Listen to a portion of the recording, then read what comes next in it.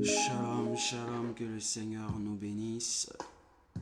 Nous voulons dire shalom chez vous, shalom chez nous, et que Dieu bénisse chacun et chacune.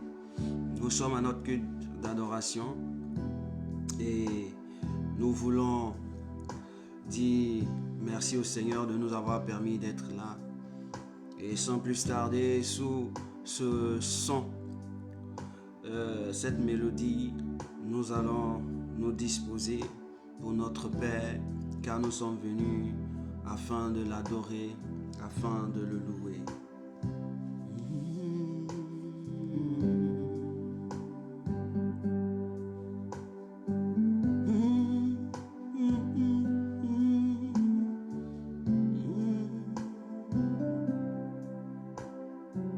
Yes. Merci Seigneur. Merci Jésus. Oh yes.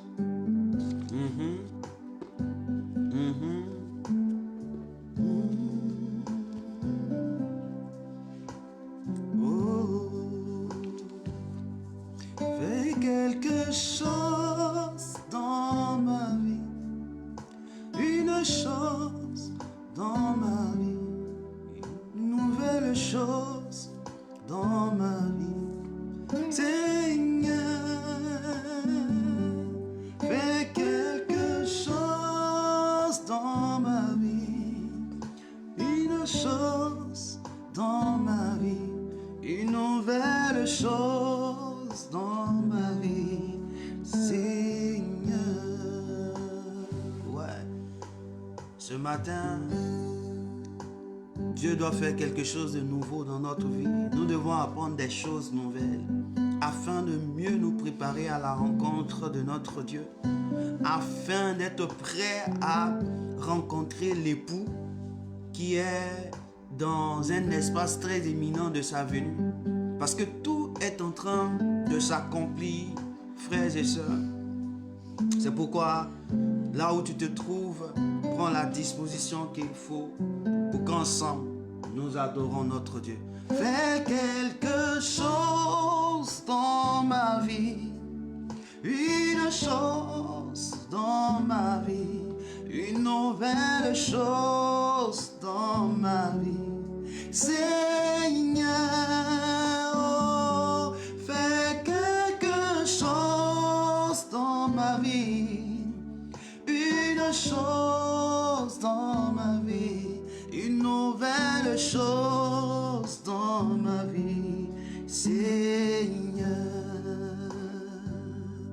Oui, nous sommes dans sa présence parce que le Seigneur nous aime. C'est pourquoi là où tu es, je voudrais que ton esprit soit dirigé vers le Seigneur. Ton esprit soit communiqué au Seigneur. Tu puisses faire fi de tout ce qui est à côté de toi qui puisse te gêner.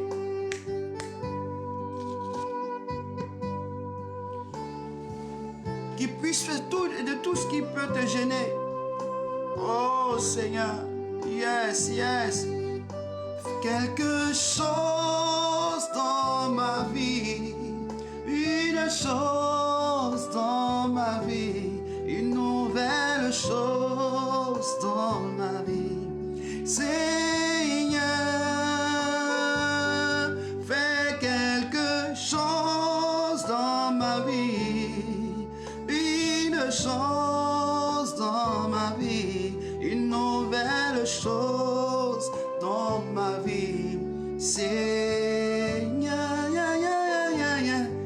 fais quelque chose dans ma vie, une chose dans ma vie, une nouvelle chose dans ma vie, Seigneur. Oui, ce matin, est-ce que tu peux ouvrir la bouche seulement pour dire Seigneur, fais quelque chose dans ma vie? Pour dire Seigneur, fais quelque chose dans ma vie. Fais quelque chose seulement dans ma vie. Parce que tu n'es pas vivant, tu n'es pas venu ici. Et pour que le Seigneur fasse quelque chose dans ta vie, il faut que tu aies un esprit bien disposé. Ton esprit soit connecté au Seigneur. ta personne soit dirigée vers Dieu, afin que le Seigneur fasse quelque chose ce matin.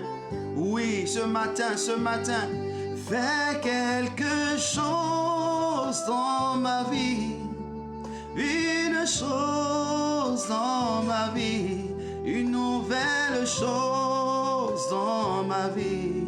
Seigneur, fais quelque chose dans ma vie, une chose dans ma vie, une nouvelle chose dans ma vie, Seigneur. Seulement dis merci au Seigneur. Je veux seulement que tu dises merci au Seigneur pour ta présence. Dis merci au Seigneur pour ta présence. Dis merci au Seigneur pour ta présence. Dis merci au Seigneur pour ta présence. Pour ta présence, bénis Dieu. Pour ta présence, célèbre le roi des rois, le Seigneur des seigneurs, le Dieu vivant, le Dieu extraordinaire. Dis-lui merci ce matin. Dis-lui merci, dis-lui merci. Bénis-le, bénis-le, bénis-le. Bénis-le, bénis-le, bénis-le, bénis-le. Oui, bénis-le, bénis-le ce matin. Dis merci au Seigneur. Oui, ma voix de dire merci au Seigneur. Oh, fais quelque chose dans ma vie. Une chose dans ma vie. Une nouvelle chose dans ma vie. Seigneur, fais quelque chose dans ma vie. Une chose dans ma vie. Une nouvelle chose dans ma vie. Seigneur. Alléluia. Dieu, merci. Merci ce matin. Merci Jésus. Merci roi des rois. Merci Jésus. Dieu vivant. Merci. Merci. Merci. Parce que je sais que tu feras quelque chose de nouveau en ce jour. Tu fais quelque chose de nouveau en moi en ce jour, Seigneur. Je veux davantage te dire merci. Je veux davantage te dire merci. Je veux davantage te dire merci. Te dire merci et crier, oh Seigneur, fais quelque chose dans ma vie. Une chose dans ma vie. Une nouvelle chose dans ma vie. Seigneur, fais quelque chose dans ma vie. Une chose dans ma vie. Une nouvelle chose dans ma vie. Seigneur, Seigneur,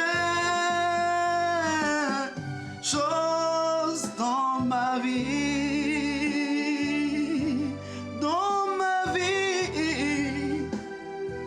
Dans la vie de mon frère, dans la vie de ma soeur, Seigneur. Oui, oui, le Seigneur fait quelque chose de nouveau dans notre vie ce matin. Il a quelque chose de nouveau à nous apporter. Le Seigneur est un Dieu merveilleux. Quand il te donne la vie, c'est qu'il prévoit de faire quelque chose de nouveau en toi. Il prévoit de te révéler quelque chose de nouveau. Il prévoit de t'instruire d'une manière nouvelle afin que tu puisses accéder aux grâces et aux bénédictions que tu n'as pas pu et que tu n'arrives pas à toucher. Le Seigneur ce matin se dédie pour toi, se dédie pour ta personne, se dédie pour nous afin de nous montrer la voie qui nous permet de pouvoir être vainqueurs, qui nous permet de pouvoir être vainqueurs. C'est pourquoi ce matin, dis merci au Seigneur pour ce temps que nous allons passer, pour ce culte d'adoration. Bénissons le Seigneur, bénissons-le, célébrons-le au nom de Jésus de Nazareth.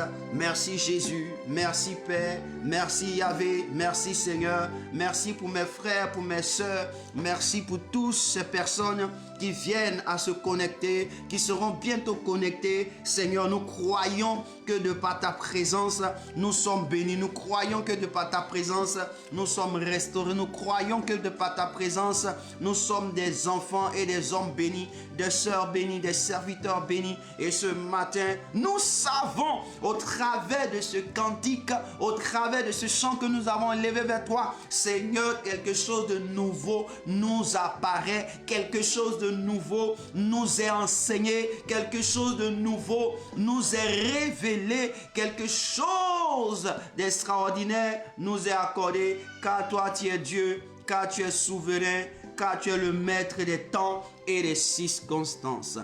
Que le nom de Jésus soit béni, que le nom de Jésus soit béni, soit béni, soit béni, soit béni, soit béni. Shalom encore. Et je veux nous exhorter à prendre la parole de Dieu. Je veux nous exhorter à prendre la parole de Dieu. Nous allons lire un texte. Nous allons lire un texte dans le livre de Éphésiens chapitre 5, le verset 20 à 21. Le verset 20 à 21. Tu as pour habitude de lire ce texte, mais ce matin, le Seigneur veut te faire comprendre quelque chose d'extraordinaire, quelque chose qui te permettra de pouvoir reconstruire ou savoir marcher quand tu veux faire ce qu'on appelle l'action de grâce. Le Seigneur m'a interpellé dessus, sur l'action de grâce. Il m'a ouvert les yeux pour que nous comprenions que nous faisons mal l'action de grâce. Nous employons mal l'action de grâce. L'action de grâce n'est pas rendre gloire à Dieu.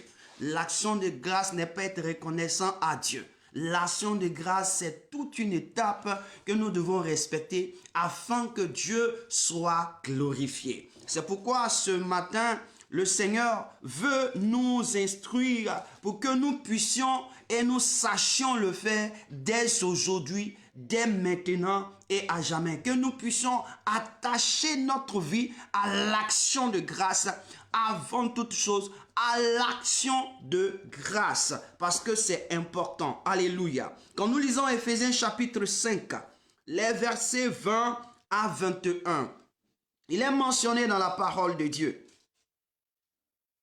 Il dit: rendez continuellement grâce pour toutes choses à Dieu le Père, au nom de notre Fils, au nom de notre Seigneur Jésus-Christ, vous soumettant les uns aux autres dans la crainte de l'Éternel.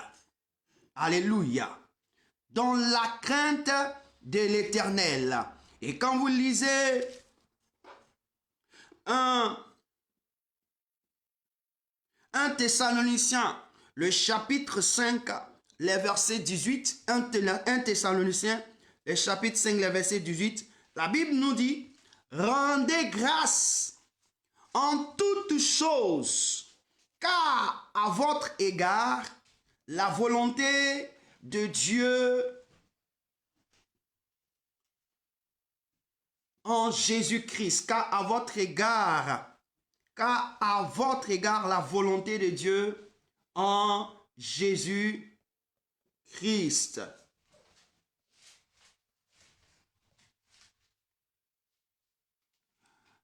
Amen. Amen. Que Dieu nous bénisse. Et je vais te faire lire un dernier verset et nous allons voir ce que le Seigneur nous a réservé. Alléluia. Alléluia.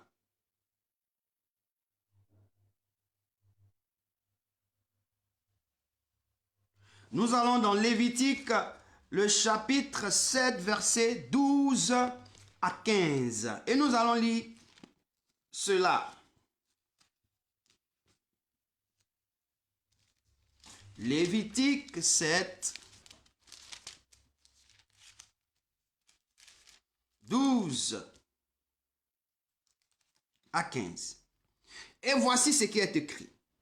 Si quelqu'un l'offre par reconnaissance. Avant de lire le verset 12, je vais lire le verset 11 pour que tu comprennes. Il dit, voici la loi du sacrifice d'action de grâce. Voilà. Il dit, voici la loi du sacrifice d'action de grâce qu'on offrira à l'Éternel. Point.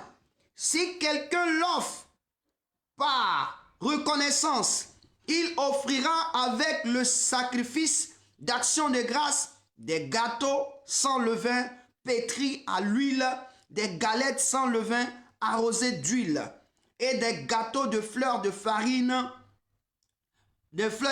frites et pétris à l'huile. Le verset 13 dit, à ces gâteaux, il ajoutera du pain levé pour son offrande avec son sacrifice de reconnaissance et d'action de grâce. On présentera par élévation à l'Éternel une portion de chaque offrande. Elle sera pour le sacrificateur qui a répandu le sang de la victime d'action de grâce. Le verset 15 dit, la chair du sacrifice de reconnaissance mangée le jour où il est offert, on n'en laissera rien jusqu'au matin. Alléluia. Quand vous lisez ce texte dans Lévitique, on dit c'est une loi, la loi du sacrifice d'action de grâce. Donc une loi est réservée. Une loi, c'est quelque chose qui a, je peux dire, qui a des sous-titres. Comment je peux dire? La loi peut avoir des préceptes, ok? La loi peut avoir des ordonnances. Et quand on parle de la loi, ici on considère si quelqu'un l'offre par reconnaissance. Quand vous allez continuer le verset 16, on dit si quelqu'un offre un sacrifice pour l'accomplissement d'un vœu ou comme une offrande volontaire. Donc vous voyez, ici c'est une loi. Et cette loi, dans cette loi, on trouve beaucoup d'étapes. Mais ce soir, je vais te donner les 3 étapes que le Seigneur nous a fait, plutôt ce matin, nous a fait comprendre pour que nous sachions faire ce qu'on appelle l'action de grâce. C'est ce que je disais, l'action de grâce n'est pas la reconnaissance. L'action de grâce n'est pas rendre grâce à Dieu. Non. L'action de grâce, c'est une loi, c'est une vie, c'est un sphère, c'est un royaume. Et dans ce royaume, pour y accéder à ce royaume-là, il y a une manière de se comporter pour atteindre ce royaume. Et ce matin, je ne peux pas dire à quelqu'un, viens, on va faire l'action de grâce. On va faire l'action de grâce à Dieu et puis tu ne sauras pas quoi faire. Je te l'explique pour que tu saches comment dire. Quand quelqu'un te dit, nous allons faire des actions de grâce ou nous allons faire une chose à l'Éternel, rendre gloire à l'Éternel, rendre grâce à l'Éternel, tu mets dans ta tête que c'est l'action de grâce que nous voulons faire. Alléluia, que Dieu nous bénisse. Ce que tu dois savoir, dans l'action de grâce, comme la Bible nous le dit, on parle de la reconnaissance. Dans l'action de grâce, on parle de la reconnaissance. La première des choses qu'il faut savoir, dans l'action de grâce, on parle de la reconnaissance. Dans l'action de grâce, on parle de la reconnaissance. Maintenant, quand tu pars dans la reconnaissance, je vais prendre Psaume 97. Psaume 97, Psaume 96 plutôt, le verset 7 à 9, pour que tu comprennes bien ces 3 étapes dont je veux te parler. David a compris l'action de grâce et il a résumé en 3 étapes. Donc en Psaume 96, le verset 7 à 9, tu trouveras ce qu'on appelle l'action de grâce. Comment un homme vient devant Dieu pour rendre grâce à Dieu et pour être reconnaissant au Seigneur afin que ce qu'il pose comme action soit une bénédiction sur sa vie. Donc, voici ce que David nous enseigne. Il dit, famille des peuples, rendez à l'Éternel gloire et honneur. Il dit, rendez à l'Éternel gloire et honneur. Il dit, rendez à l'Éternel gloire pour son nom. Voilà, on s'arrête ici. La première des choses, quand quelqu'un te dit de rendre à quelqu'un son nom, de rendre à l'Éternel gloire et honneur, c'est une manière de te dire, sois reconnaissant. Donc, dans la première condition de l'action de grâce, il y a la reconnaissance qui apparaît. Nous sommes des êtres qui sommes redevables à Dieu par notre parole, qui l'élève, qui le magnifie et qui l'exalte. Donc quand tu magnifies le Seigneur, tu exaltes le Seigneur, alors tu es en train de reconnaître les bienfaits de Dieu dans ta vie. La première des choses dans l'action de grâce, c'est faire quoi? C'est rendre gloire à l'Éternel. C'est reconnaître ce que Dieu t'a fait et bénir le nom de Dieu. C'est le premier domaine de l'action de grâce. C'est l'action de grâce, le premier domaine. Et lorsque vous entrez dans Matthieu, le chapitre 2, le verset 1, écrivez, nous allons venir lire plus tard. Matthieu, le chapitre 2, le verset 1 et le verset 10 à 12. Nous allons le lire après. Donc, quand nous voyons la première condition qui nous montre la loi de l'action de grâce, du sacrifice d'action de grâce, c'est la première des choses, la reconnaissance. C'est pourquoi, toutefois, lorsque nous serons présents sur cette plateforme, nous allons vous dire d'être reconnaissants à Dieu. Reconnaissants. Nous devons être reconnaissants à Dieu parce qu'il nous a gardés, il nous a protégés, il nous a assuré la sécurité, il nous a donné la santé. Soyons reconnaissants pour ses bienfaits. C'est une étape de l'action de grâce. Parce que la loi de l'action de grâce nous donne de l'exécuter. La Bible déclare que tout ce que Dieu fait est fait à base de loi. Même le monde dans lequel nous vivons est fait à base de loi. La terre sur laquelle nous marchons est faite à base de lois. Ce sont des lois qui maintiennent la terre. C'est pourquoi nous arrivons à marcher sans descendre dans la terre ou sans que la terre se tourne sur nous pour que nous puissions être renversés. C'est une loi qui maintient la terre. La seconde des choses que tu dois comprendre, l'action de grâce fait intervenir ce qu'on appelle l'offrande. Quand nous avons lu dans Lévitique, la Bible déclare que quand c'est par reconnaissance, voici ce que tu dois faire. Voici ce que tu dois faire. Mais précisément, quand on lit au second, on va découvrir quelque chose qui nous est intéressant. C'est qu'il va dire au verset 13, à ces gâteaux, il ajoutera du pain levé pour son offrande avec son sacrifice de reconnaissance d'action de grâce. Donc ce qui veut dire que le sacrifice de reconnaissance d'action de grâce là, c'est une étape. Et à cela tu vas ajouter le pain, tu vas ajouter le pain levé pour son offrande. Donc dans l'action de grâce, il y a ce qu'on appelle l'offrande. Je m'explique. Le premier, c'est la reconnaissance. La reconnaissance, tu l'as fait par les paroles que tu élèves vers Dieu, par les paroles pour dire merci au Seigneur. Ça peut être par un cantique, mais ce sont pas les paroles. Mais la deuxième étape de l'action de grâce, c'est là on apporte ce qu'on appelle, ce sont des offrandes. Et l'offrande qu'on te demande, on dit c'est l'offrande de pain levé. L'offrande de pain levé. Au fait, quand on parle de pain levé, on veut parler de la vie de l'être humain. Ce que l'homme lui-même, il apporte à Dieu. Le pain levé, le pain, c'est l'homme. Mais levé, c'est l'homme qui n'est pas parfait. C'est l'homme qui n'a pas, qui n'est pas encore à la dimension de Dieu. C'est pourquoi on dit levé. Levé, le pain levé. C'est l'homme qui n'est pas encore à la dimension de Dieu, mais qui cherche à atteindre la dimension de Dieu. Et donc toi, quand tu rends grâce à Dieu, la seconde des choses, après avoir reconnu ce que le Seigneur t'a fait, ce que comment Dieu t'a fait, la protection, la grâce, tout ce qu'il t'a fait, qu'est-ce que tu fais? Pour matérialiser ce que ta bouche a dit, pour matérialiser ce que tu viens de confesser, il faut ajouter de cela une offrande. Et l'offrande dépend de ta personne, de la conception que tu as, de ce que Dieu a fait dans ta vie, de ce que Dieu est en train de faire dans ta vie. Ça dépend de comment est-ce que tu vois Dieu se manifester en toi.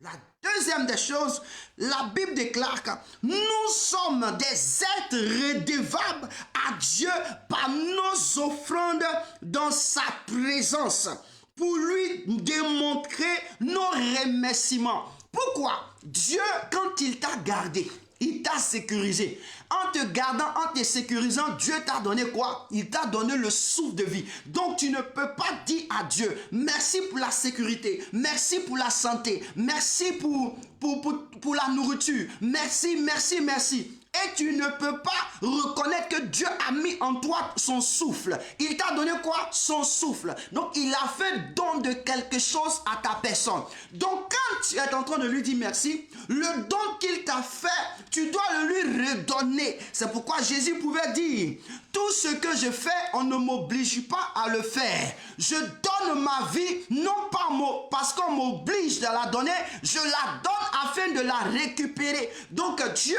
sa manière de récupérer la vie qu'il te donne, c'est par l'offrande que qu'il recevra de toi, qu'il saura que cette vie a une importance capitale devant toi. A une importance capitale devant toi. Parce que tu ne pourras pas donner comme Dieu te donne. Dieu t'a donné l'esprit de vie. Mais ce qui va matérialiser, ce que toi tu vas donner, c'est ce que tu as comme le matériel que tu apportes à Dieu. C'est pourquoi Dieu pouvait dire ceci.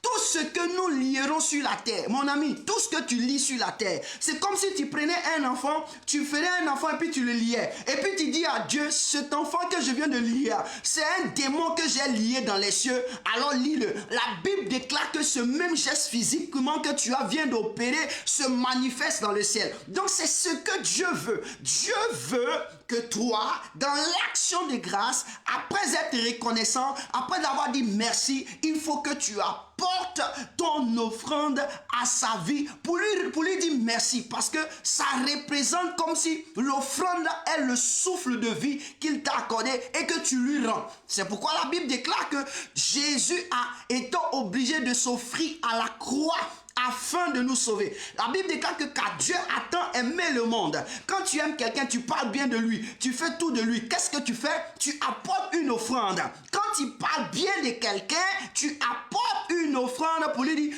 toi, tu es quelqu'un dont j'aime ta tête. Alors tiens, tu n'as pas de difficulté à apporter quelque chose à cette personne. Quand tu aimes quelqu'un, tu es toujours prêt à lui offrir ce qui est au-delà de sa compréhension. Tu es toujours prêt même à payer des habits pour lui. Tu es toujours prêt à lui faire des cadeaux. Tu es toujours prêt. Mais pourquoi dans le Seigneur, nous n'arrivons pas à le faire? Parce que nous considérons que Dieu n'a pas besoin. Dieu en a besoin. Ce sont des petites choses qui nous disqualifient de la présence de Dieu. Ça disqualifie de la présence de Dieu. Tu ne peux pas prétendre aimer Dieu, lui être reconnaissant de tout ce qu'il fait dans ta vie sans apporter dans cette reconnaissance quelque chose qui puisse démontrer que tu es un amoureux de Dieu ou bien tu es reconnaissant à ce que Dieu fait.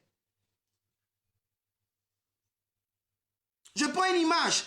Si quelqu'un t'a rendu un service dans un bureau, et que demain tu revenais dans ce bureau et que tu veux revenir dans ce bureau, avant même de revenir dans ce bureau, tu vas te mettre dans la tête pour garder cette relation entre moi et lui, je vais lui apporter quelque chose.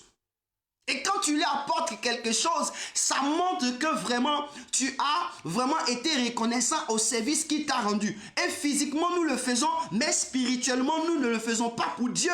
Pourquoi? Parce que nous pensons que Dieu n'est pas dans ça. Non, Dieu, c'est lui qui a établi la loi du sacrifice d'action de grâce. Et cette loi-là, si l'homme l'exerce physiquement sur la terre, dans la société dans laquelle nous vivons, c'est parce que Dieu l'a écrite. C'est parce que Dieu l'a dite. C'est ce que Dieu nous dit. Dieu dit tout ce qu'il a dit là, ça y est en nous, ça y est dans notre cœur, ça y est dans notre bouche et c'est à côté de nous. C'est-à-dire que tout ce qu'il a écrit comme des lois se trouve en nous. Pourquoi? Parce que c'est lui qui nous a créés, c'est lui qui nous a fait. Et donc, de la manière il s'est introduit en nous donnant le souffle, il a déposé toutes les lois en nous, que nous devons manifester. Et quand il ne nous voit pas les manifester, il est triste, il est triste.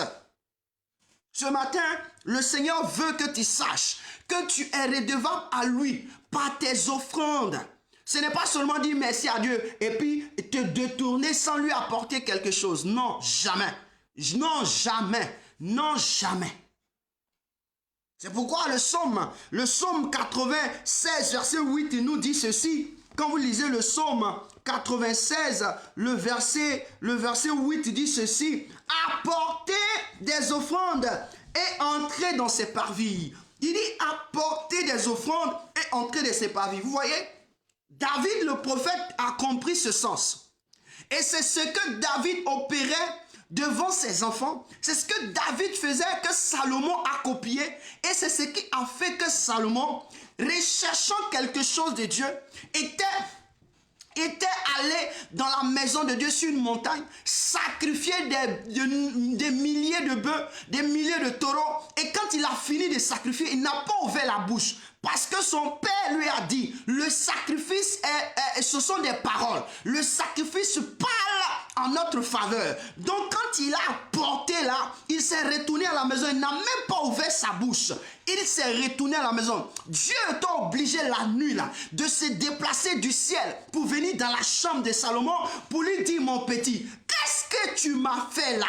Tu me donnes tellement à manger, tu es tellement extraordinaire et puis tu ne dis rien, tu reviens. Il dit à Dieu, mon père m'a appris, quand tu veux quelque chose là, on ne parle pas, le sacrifice parle à notre faveur. C'est pourquoi le sacrifice de Jésus à la croix parle toujours en notre faveur, quel que soit dans le temps où nous sommes, quel que soit dans la circonstance dans laquelle nous vivons, quels que soient les moments que nous traversons, le sacrifice de Jésus parle en notre faveur. Il parle en notre faveur, sinon nous serons détruits déjà. Alors Dieu va demander à Salomon, qu'est-ce que tu veux? Et Salomon va dire, voici ce que je voulais. Il y a un peuple que je dois gouverner, il y a un peuple que je suis donc roi, mais je n'ai aucune sagesse ni intelligence pour pouvoir le conduire. Or, ce peuple est nombreux. Donne-moi seulement l'intelligence et la sagesse. C'est tout ce dont je veux. Dieu dit, ce que tu as demandé, c'est petit. En plus de l'intelligence et la sagesse que je te donne, je vais te donner tout ce dont tu as besoin. L'argent, l'or, tout, je vais te donner.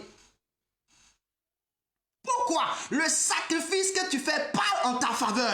Même quand tu n'ouvres pas ta bouche, ce que tu fais de ton offrande parle en ta faveur. Quand tu reconnais Dieu, de ce que Dieu fait dans ta vie, tu reconnais que Dieu est merveilleux et que tu mets ta main dans ta poche, tu mets ta main dans ton compte, tu mets ta main peut-être dans ton petit sac, tu mets ta main dans ton coffre et puis tu sors quelque chose et puis tu dis au Seigneur, avec ce que tu fais pour moi, voici je t'apporte. Tu viens, tu parles plus, tu dis voici ça. Dieu va se servir de cela pour parler en ta faveur. Donc, l'action, quand on dit action de grâce, nous allons faire une action de grâce. Nous allons faire des actions de grâce. Souvent, on utilise le mot rendre grâce à Dieu. Mon frère, c'est juste pour dire, ce sont des actions de grâce. Mon ami, toutefois tu comprends ça, mets dans ta tête, après que j'ai fini de dire merci au Seigneur, je dois montrer l'acte. Parler. La Bible déclare, c'est en confessant de la bouche qu'on parvient quoi? Au salut. Mais c'est en croyant du cœur qu'on parvient à la justice. Ce à quoi tu crois là, c'est ce qui se manifeste. Ce que tu crois là, tu ne viens pas parler beaucoup, tu viens déposer. Donc c'est la deuxième des choses, l'offrande. Apporter à Dieu. Et aujourd'hui, le milieu chrétien sont devenus des personnes, je sais pas, ils sont devenus, si je peux dire va, ou bien je ne comprends pas, ils ont la main difficile. Or, ce que Dieu a écrit là, c'est ce que le monde vit. C'est ce que nous vivons partout. Nous le vivons partout. La loi de l'action de grâce, du sacrifice d'action de grâce, se manifeste sans que nous le sachions. Et c'est comme ça. On est capable de maintenir une alliance ou une connaissance, de maintenir quelqu'un qu'on vient de connaître aujourd'hui, qui nous a rendu service. Et on est capable de le maintenir par des dons, par des offrandes, par des coups d'appel. Mais on n'est pas capable de maintenir celui qui nous donne le souffle de vie. On n'est pas capable de le maintenir celui qui nous apporte la santé. On n'est même pas capable de lui présenter des offrandes. Et David qui l'a su a dit, après avoir rendu grâce à Dieu, mon ami, tu dis merci à Dieu, tu es reconnaissant à tout ce qu'il a fait. La seconde des choses, il dit apporter. Il faut apporter, ça veut dire qu'il faut être en action de par ton physique. Apporte quelque chose pour identifier ce que ta bouche a dit. La Bible déclare quand la bouche de Dieu parle, sa main l'accomplit. Dieu a dit faisons l'homme à notre image et selon notre ressemblance. Il ne s'est pas arrêté là. On dit Dieu est parti, il a pris la poussière de la terre. Quand il a pris la poussière de la terre là, c'est une portion. Il a pris une mesure et il a formé l'homme. Toi, qu'est-ce que tu prends après avoir dit merci à Dieu pour matérialiser ton merci devant Dieu? Faut matérialiser ton merci devant Dieu. Il faut toujours matérialiser ton merci devant Dieu.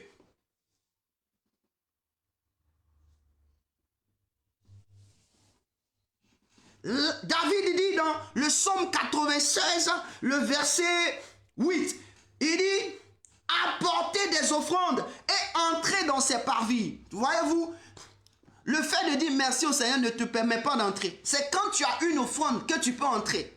Alléluia. On n'entre pas dans la maison de Dieu sans offrande.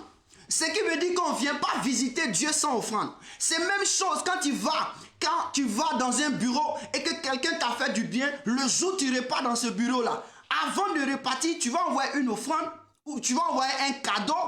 Tu vas envoyer quelque chose, ou bien quand tu arrives là-bas, tu le demandes, quand tu viens le voir, tu lui apportes quelque chose pour lui dire merci d'avance, et puis maintenant ta situation là, tu vas lui présenter ça. Ce sont les mêmes comportements que nous vivons dans le monde. C'est ce que nous exerçons dans le monde. Mais pourquoi nous ne l'exerçons pas spirituellement avec Dieu? Parce que là, c'est nos intérêts. Et là, pour Dieu, ce n'est pas nos intérêts. La Bible déclare que là où le cœur de l'homme se trouve, c'est là-bas se trouve son trésor. Alors si ton cœur se trouve dans les choses de ce monde, c'est là-bas ton cœur se trouve. Sache que toi, tu ne seras pas dans le ciel de Dieu. Tu seras où? À côté du ciel de Dieu. Je ne veux pas dire le nom. Alléluia. Et la troisième des choses qui démontre que tu fais une action de grâce, tu respectes la loi de l'action de grâce, voici, ça y est, au verset 9 de Psaume 96. La Bible dit, prosternez-vous devant l'Éternel avec des ornements sacrés. Il dit, prosternez-vous devant l'Éternel avec des ornements sacrés. Tremblez devant lui, vous tous habitants de la terre. La troisième des choses, c'est ce qu'on appelle l'adoration. C'est la prosternation. C'est-à-dire que quand tu reconnais que Dieu t'a fait du bien, et quand tu viens apporter à Dieu, la troisième des choses, tu dois te prosterner. Adorer le Seigneur. La prosternation, qu'est-ce que ça veut dire? C'est être redevable à Dieu pour notre... Être redevable à Dieu. Hein, nous sommes redevables à Dieu par notre prosternation. C'est-à-dire que se mettre en genoux, s'humilier dans sa présence, devant lui, par des ornements sacrés. Par des ornements sacrés. Par quoi? Par nos habits de valeur. Par nos habits de valeur. On dit... Par nos habits, on dit prosternez-vous devant l'Éternel avec des ornements sacrés, par vos habits de valeur. C'est-à-dire que quoi? Je prends quelqu'un, lorsqu'on lui annonce qu'il y a mariage, il va exceptionnellement prendre un complet pour le mariage. Il va exceptionnellement prendre un habit pour le mariage. Il va payer parce qu'il est invité. S'il est homme de main, s'il est femme de main, il va se payer un habit pour honorer ce mariage. Mais regarde maintenant, toi tu as Dieu qui t'a donné la vie. Tu as Dieu que tu reconnais qu'il t'a donné la vie et tu viens devant lui apporter une offrande. Mais en venant apporter ton offrande, tu ne dois pas venir avec un habit délabré parce que celui qui tu vas voir, c'est celui qui te donne la vie, qui te garde. Donc ton habit doit correspondre à ce que tu viens faire au devant de Dieu. C'est pourquoi tu verras les hommes de Dieu, on dit ils sont toujours bien habillés, ils sont toujours clean. Mon frère, c'est ça les ornements sacrés. Si de même hier on était dans le monde, on s'habillait, on était bien sapé pour aller faire nos bêtises. Mais devant Dieu, on est en Dieu, il faut aussi bien s'habiller. Quand on dit qu'il y a culte, on dit il y a prière, mon ami, habille-toi. Habille-toi. Faut pas négliger celui que tu vas rencontrer. Un jour, il y avait une dame dont le songe avait révélé qu'aujourd'hui là, tu vas t'arrêter à l'arrêt de bus. Je viendrai avec une mallette pour te donner. La Bible dit, c'est un songe.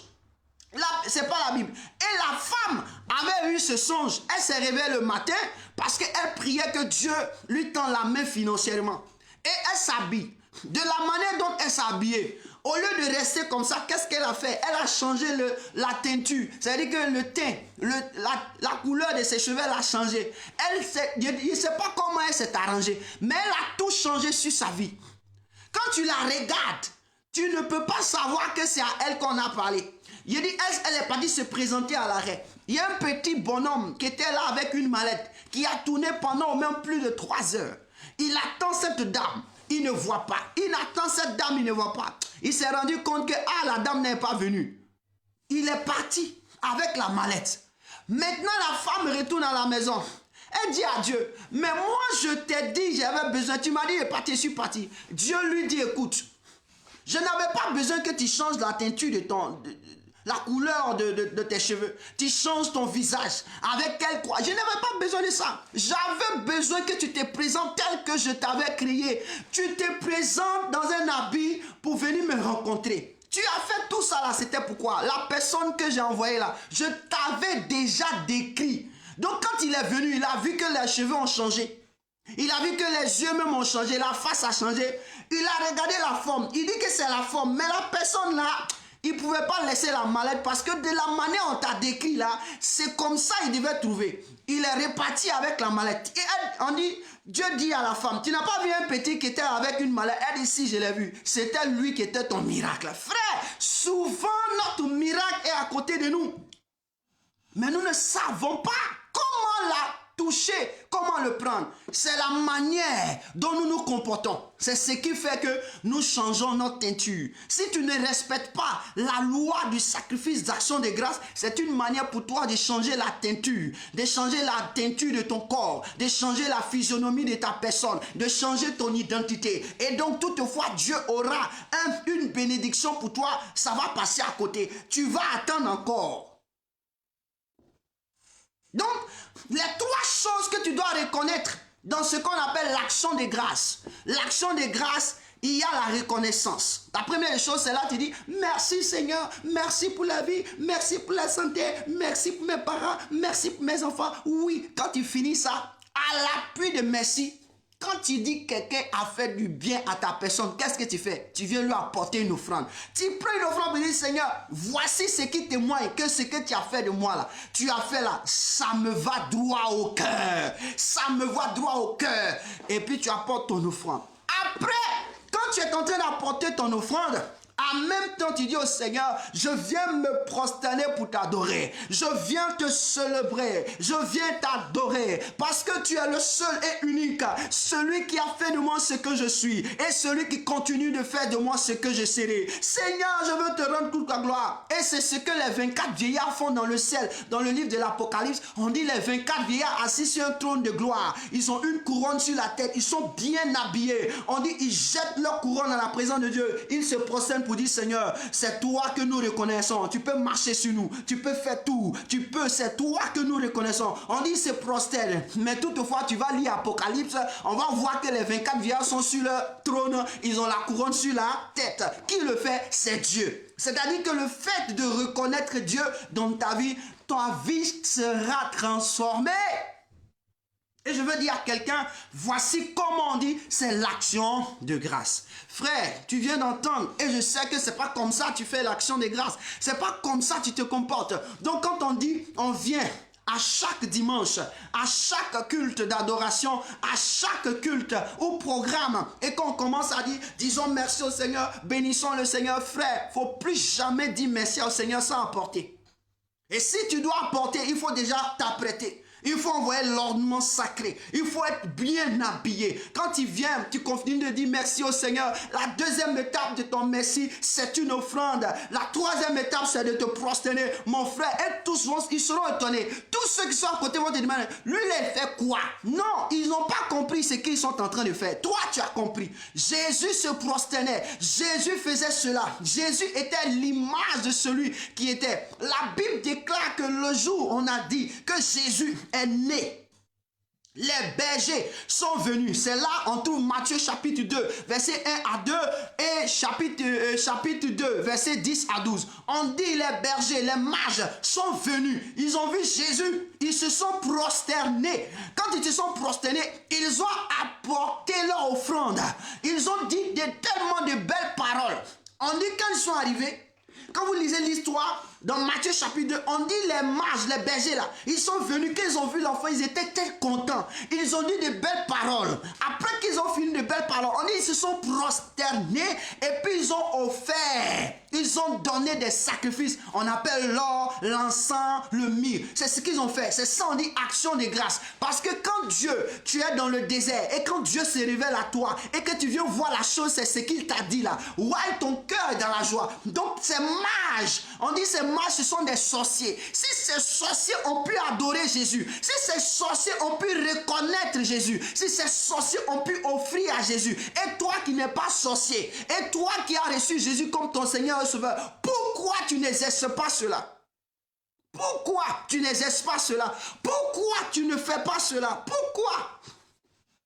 Au minimum les dimanches ou les cultes d'adoration ou dans des cultes, il faut que tu le fasses. Dans le cours de la semaine, on peut comprendre. Mais quand la semaine finit, la Bible déclare, souviens-toi du jour du repos pour le sanctifier. Quand tu viens le jour du repos pour sanctifier ton Dieu, il faut que tu viennes dans cet état d'esprit. C'est-à-dire que là, tu dois lui rendre une action de grâce. Tu dois lui rendre une action de grâce. Cette loi de l'action de grâce, de tout ce qu'il a fait durant la semaine dans ta vie, tu dois l'accomplir.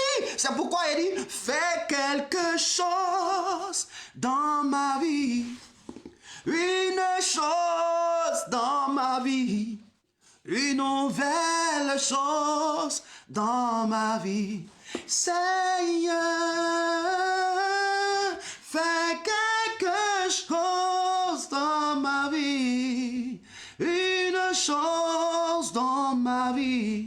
Une nouvelle chose dans ma vie, Seigneur. Frère, tu viens d'entendre la parole de Dieu. C'est en prélude. Tu ne peux pas entrer dans le culte de Dieu sans que tu ne comprennes cela. Tu ne peux pas entrer pour venir adorer Dieu sans que tu ne comprennes cela. Il est important pour toi et pour moi. Il est important pour tous pour le faire. Quel que soit le lieu où tu te trouves, trouve le moyen d'être dans ces principes. Quand tu viens devant le Seigneur en culte d'adoration, je ne sais pas comment tu vas t'arranger, mais trouve le moyen de le faire.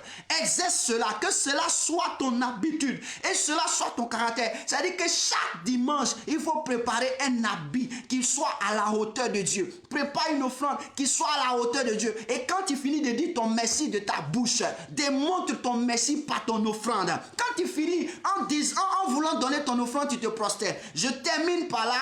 Et nous allons demander pardon au Seigneur. La Bible déclare que Abel est venu faire son offrande et Caïn, son frère aussi, a fait son offrande. La Bible déclare que la première des choses que la Bible nous dit que Dieu n'accepta pas Caïn et n'accepta pas son offrande.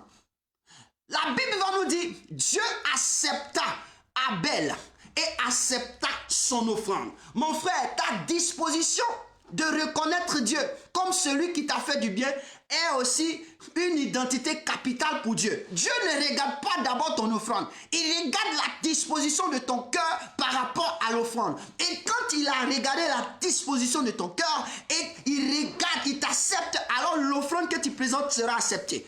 Donc le fait de dire merci au Seigneur, ça c'est un premier. C'est ceux qui sont nouveau-nés là. C'est ceux qui viennent d'arriver, qui ne connaissent pas là. C'est eux qui font comme ça. Ils viennent dire merci puis c'est fini.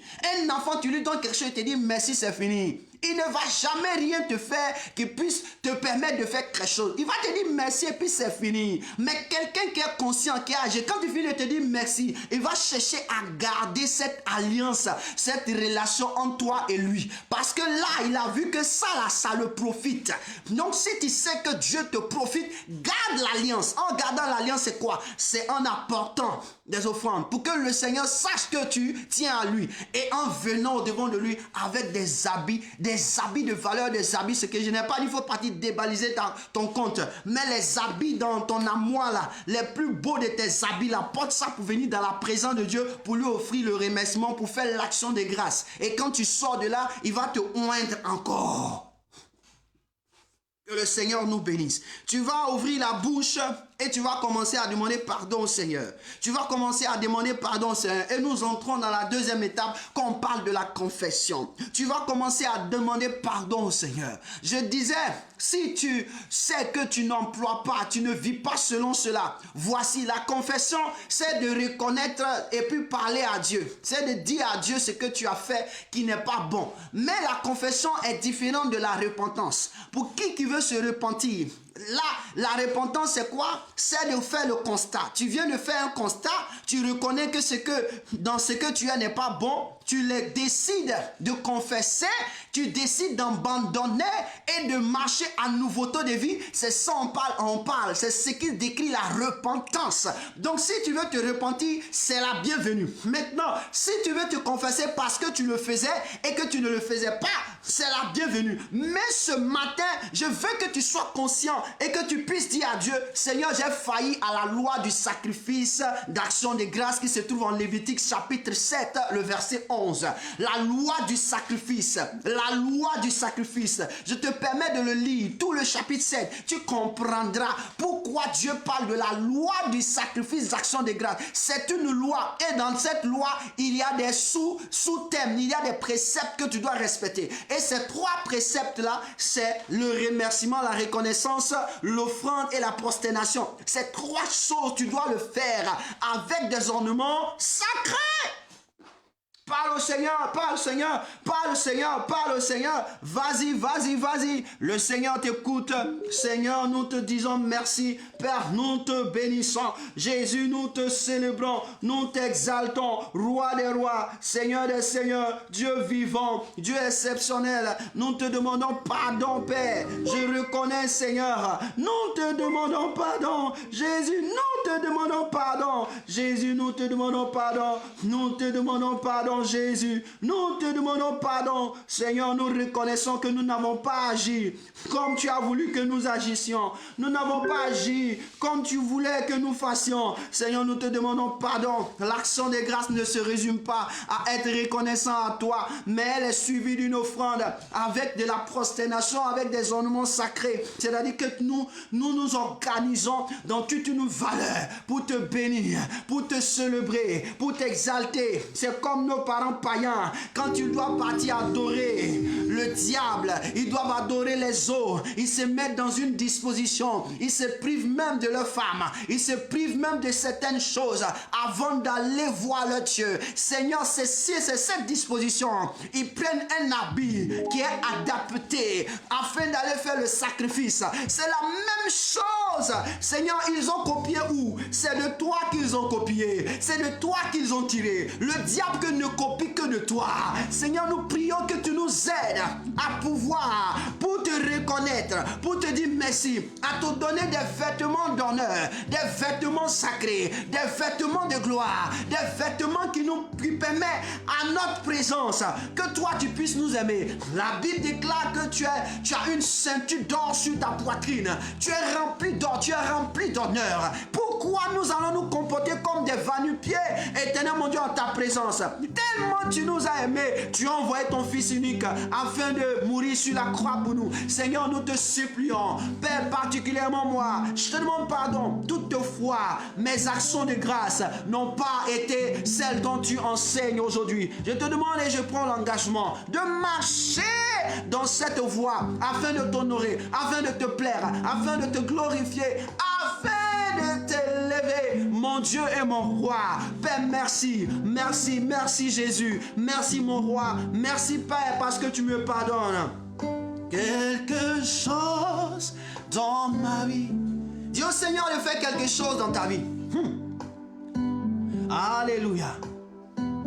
Hey. Oh, j'ai besoin de toi, Seigneur, ce matin. Fais quelque chose dans ma vie. Une chose dans ma vie.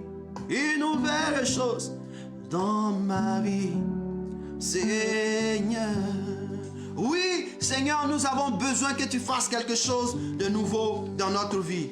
Une chose nouvelle, des choses nouvelles dans notre vie. Oh Seigneur, nous avons besoin de toi. Nous avons besoin de toi. Nous avons besoin de toi. Nous avons besoin de toi. Nous avons besoin de toi. Oh, merci Seigneur. Dans ce cadre, tu vas continuer. Dis au Seigneur de te purifier. Dis au Seigneur, dépouille-moi. La Bible déclare que dans Zacharie chapitre 1, le verset 1 à 5, là, la vie d'un sacrificateur nommé Josué était condamnée, était réprimandée par le Satan, par le diable. Pourquoi? Parce qu'il y avait un constat qui avait été fait par le diable. Son vêtement qu'il portait était sale. Et toutefois, nous ne marchons pas selon les lois de Dieu. Nos vêtements sont sales. Nos vêtements sont sales, sont impurs. Et par là, le diable peut entrer, toucher à notre vie comme il veut, quand il veut, où il veut. Et là, la Bible déclare que Dieu va dire à son ange de changer le vêtement de Josué. Et quand on va changer le vêtement, on va lui porter un nouveau vêtement. Et quand on lui porte le nouveau vêtement, la Bible déclare que le diable s'éloigne de lui. C'est pourquoi nous avons besoin de purifier notre vie. Oh, le sang qui est le plus précieux, qui puisse effacer les tâches, qui puisse effacer nos actes que nous avons commis hier, nos actes que nous avons fait hier. Alors, ce sang-là, c'est le sang de Jésus. Le sang de Jésus, dans Colossiens chapitre 2, verset 14, dit, il a effacé l'acte dans les ordonnances. Nous avons commis des actes en ne marchant pas selon la loi du sacrifice. Qui ne marche pas selon la loi du sacrifice d'action de grâce est condamnable. La Bible dit dans Jean chapitre 3 le verset 18 que celui qui ne croit pas à la parole a déjà son juge, puisque son juge c'est la parole. Mais celui qui croit à la parole n'est pas jugé. Si toi tu crois en cette parole qui vient t'annoncer, est-ce que tu veux l'accomplir? Alors le juge qui est la parole que tu as entendue ne te jugera pas. Au contraire, il va te justifier. Et donc ici, le sang de Jésus est plus précieux que le sang des taureaux, est plus précieux que le sang de qui que ce soit, le sang d'un humain. Le sang de Jésus a une base de sainteté. Dis au Seigneur, lave-moi, dépouille mon vêtement, lave mon vêtement, dépouille mon vêtement de la saleté, de cette mauvaise conduite. Dépouille, dépouille, prie le Seigneur, dépouille, dépouille. C'est fait quelque chose dans ma vie aujourd'hui. C'est ce que le Seigneur a décidé de faire pour toi. Le Seigneur a décidé, Seigneur, de faire cela. Car nous nous approchons à rencontrer notre Dieu. À rencontrer notre Dieu. Nous nous apprêtons à le rencontrer. Oh, fais-le, fais-le, fais-le. Oh, Rabasharakadabashandi. Les Karabi Dolosuta. Seigneur, purifie nos vies, purifie nos vies, purifie nos vies, purifie nos vies. Purifie nos vies, purifie nos vies, purifie nos vies, Purifie nos vies, purifie ma vie, Seigneur. Par ton sang, je réclame ton sang. Ton sang a un esprit éternel, a un esprit de sainteté, a un esprit de pureté. Ce sang est capable d'effacer tous mes actes. Oh, dans la mauvaise conduite de l'emploi du sacrifice d'action de grâce. Seigneur, lave-moi, lave-moi, lave-moi, lave-moi, lave-moi. Seigneur, pour ton amour, lave-moi, car je reconnais. Seigneur, merci Jésus. Merci Jésus. Merci Jésus. Merci Jésus. Merci Jésus. Male brakorazante. Le rabasura kadou labadanesa. Ah, si tu reconnais, si tu reconnais, si tu reconnais, tu as besoin de Dieu. Et ceci, quand tu fais, ce comportement nous éloigne de Dieu. Ce comportement nous prive de Dieu. Ah, ce comportement nous éloigne de Dieu. C'est pourquoi ce matin, tu vas dire au Seigneur, j'ai besoin de toi. J'ai besoin de ta présence. Oui, le Seigneur, il nous dit quelque chose. Est-ce que tu es dans la détresse? C'est pourquoi tu as besoin de lui? Est-ce que tu veux que tu es en train d'intercéder pour qu'il puisse? Non. Est-ce que tu as besoin? Tu le cherches pour qu'il soit là? Non. Alors ce matin, tu as besoin de Dieu par rapport à quoi? Tu as besoin de Dieu par rapport à ce que tu viens d'entendre. Ça t'attriste le cœur, donc tu te trouves dans la détresse. Ça t'attriste la vie. C'est pourquoi tu as besoin de lui. Alors la Bible déclare dans le psaume 50, verset 15, la Bible dit, au jour de la détresse, invoque-moi et je te répondrai. Demande la présence de Dieu. Demande au Seigneur de prendre le contrôle de ta vie. Demande au Seigneur de venir dans ta vie. Demande au Seigneur de conduire ta vie. Demande au Seigneur de s'imprégner de toi. Oui, demande au Seigneur de venir et prendre le contrôle. Dis au Seigneur, prends le contrôle de ma vie. Pour que la détresse n'existe plus. Au nom de Jésus. Pour que la détresse n'existe plus. Au nom de Jésus. Pour que le stress n'existe plus. Oh Seigneur, j'ai besoin de ta présence. J'ai besoin de toi. J'ai besoin de toi. Saint-Esprit, j'ai besoin de toi. J'ai besoin de toi pour que la détresse quitte, afin que je sois délivré, je sois restauré et que tu puisses glorifier ma vie au travers de toi. Que ma vie soit glorifiée au travers de toi. Seigneur, j'ai besoin de toi. Seigneur, j'ai besoin de toi. Saint-Esprit, me voici. Saint-Esprit, j'ai besoin de toi. Il est temps où je te cherche. C'est ce moment que tu me donnes de te chercher. Oui, tu me donnes de te chercher et je viens devant de toi. Mon Père, me voici. Mon Père, me voici. Mon Père, me voici. Mon Père, me voici. Au nom de Jésus de Nazareth. Seigneur, encore tu vas dire au Seigneur, oui Seigneur, ouvre mon esprit pour que les choses cachées que je ne connais pas, je puisse les découvrir. Ouvre mon esprit pour que les choses cachées que je ne connais pas, je puisse les découvrir. Que je n'attends pas qu'on m'enseigne ta parole, mais que je puisse les découvrir de moi-même.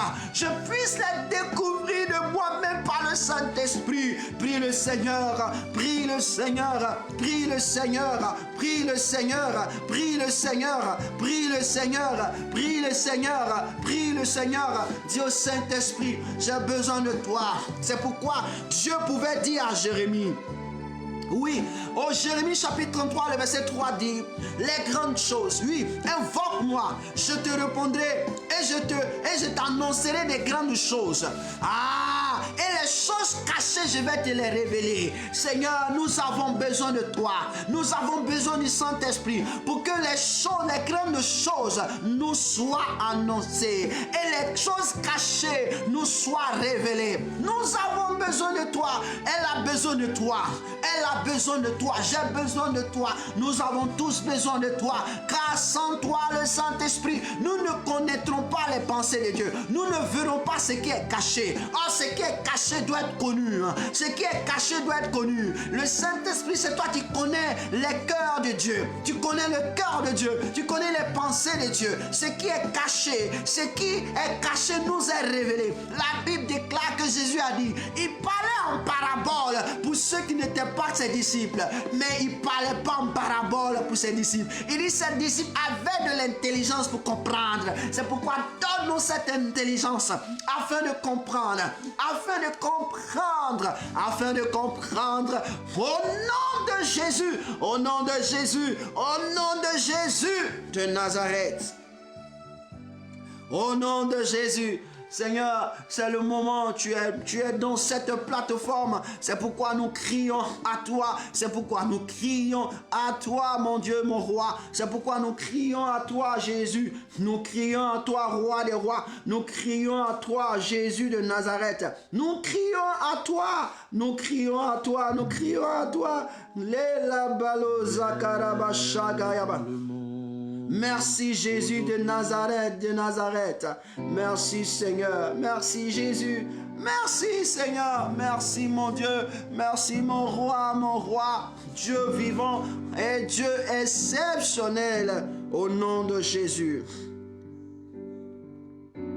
Ah, merci Seigneur. Tout me viendra, le secours. Le secours me vient de l'Éternel qui a fait les cieux et la terre. Le secours me vient de l'Éternel qui a fait les cieux et la terre. Il est mon Dieu.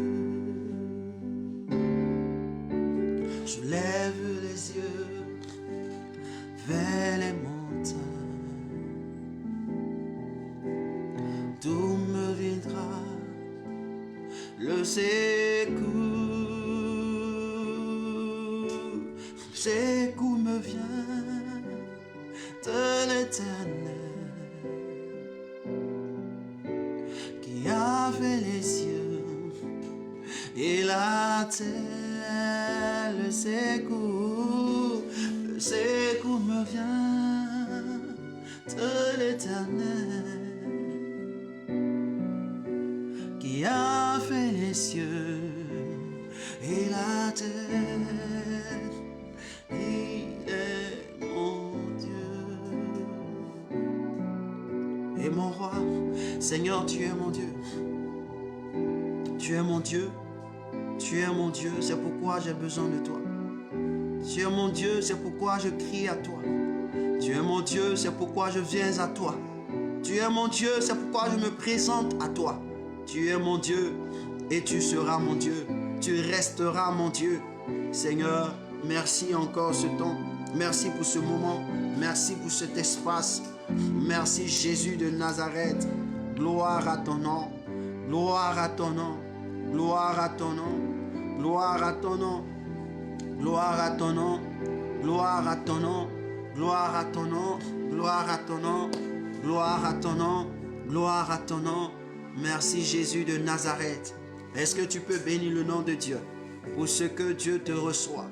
Il te reçoit. Il te reçoit. Tu es un être nouveau. Une femme nouvelle. Bénis le nom de Dieu. Bénis le nom de Dieu. Célèbre le Seigneur. Dis merci au Seigneur. Oui, il est notre Dieu. Il est notre Dieu. Il est notre roi. Merci Seigneur ce matin. Merci pour ce que tu t'es révélé à nous ce matin.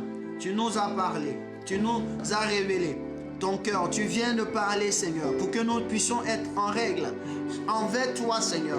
Que ce que nous faisons d'habitude dans la vie quotidienne, c'est ce dont tu as besoin. Nous devons le faire. Comme David nous l'a expliqué. Seigneur, nous te disons merci. Et nous prendrons nos courages à deux mains afin de l'exécuter. Seigneur, car tu es Dieu, car tu es Seigneur, tu es roi au nom de Jésus. Que quelqu'un dise Amen. Amen, Amen, Amen, Amen, Amen, Amen, Amen, Amen, Amen. Oui, le Seigneur a décidé ce matin de nous faire du bien. De faire du bien à quelqu'un, de lui parler et de lui ouvrir les yeux afin que la personne puisse continuer à pouvoir produire des fruits. Vous comprenez, quand Jean dit ceci, Jean, le livre de Jean au chapitre 15. Quand nous lisons le livre de Jean au chapitre 15, voici ce que le Seigneur fait. Je veux dire à quelqu'un ce matin, quand Jean chapitre 1, chapitre 15, le verset 1 nous dit ceci: je suis le vrai sept et mon Père est le vigneron. Je suis le vrai sept et mon Père est le vigneron. Je suis le vrai sept et mon Père est le vigneron.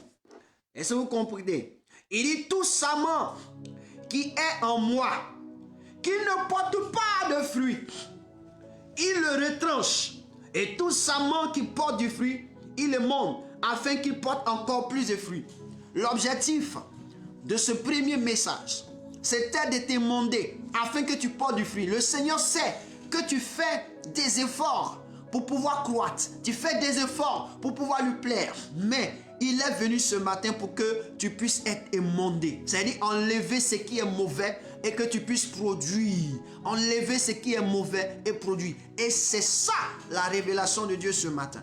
Et nous continuons dans cette même pensée. Le Seigneur ce matin encore veut nous parler de quelque chose de très exceptionnel. Le message l'appui, le message du jour qui va nous permettre de pouvoir nous séparer. Ce que nous allons garder dans notre esprit se trouve dans le livre de Jean au chapitre 8, le verset 51. On a un seul verset à lire, mais nous allons comprendre quelque chose que le Seigneur voudrait que nous sachions et que nous ne puissions pas l'oublier, mais que nous puissions vivre avec cela dans le nom précieux de Jésus.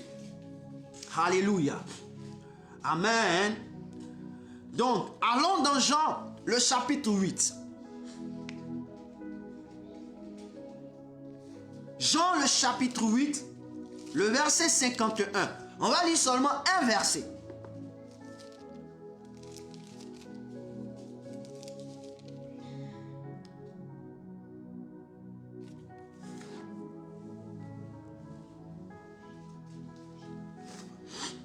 Dieu, tu es merveilleux. Je lis le verset. L'évangile selon Jean. Jean, le bien-aimé de Dieu, qui avait pour habitude de dormir toujours dans le sein de Jésus. Jésus lui ouvre les yeux et il parle de cette vérité. Jean chapitre 8, 51. En vérité, je vous le dis, si quelqu'un garde ma parole, il ne verra jamais la mort. Aïe, aïe, aïe, aïe. Je relis encore la parole de Dieu.